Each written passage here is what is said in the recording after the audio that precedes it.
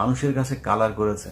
তো এই কালার যারা আছে, যে সংগঠনগুলো, এই সংগঠনের ভেতরে বেশিরভাগই আমি যতটুকু আমার এটার ভেতরে ঢোকার, বিভিন্ন জায়গায় ঢোকার সুযোগ হয়েছে, আমি দেখেছি এরা সবাই দেশপ্রেমিক। এরা দেশের জন্য বিভিন্ন সংগঠন করেছে, সেটাকে জঙ্গি বলে তারপরে শেখ হাসিনা প্রতিষ্ঠিত করেছে। অতএব তারাও কিন্তু জীবন দিতেই সেখানে গিয়েছে যদি প্রয়োজন হয়। সেই মানুষগুলো এইখানে এখনো পর্যন্ত এরকম অনেকে বেঁচে আছে। তাদের মতো অনেক মানুষ আছে যারা এখনো জীবন দিতে পারে, জীবন দিতে চায় এই দেশের জন্য। আমি মনে করি যে যারা যারা এই দেশের জন্য জীবন দিতে চেয়েছে, তাদেরকে নিয়ে তারা কি চায়, তাদের এই বিষয়গুলো সামনে নিয়ে এসে তারপরে জনগণের সামনে বলা উচিত যে তারা আসলেই কি জঙ্গি ছিল, না তারা কি চেয়েছিল।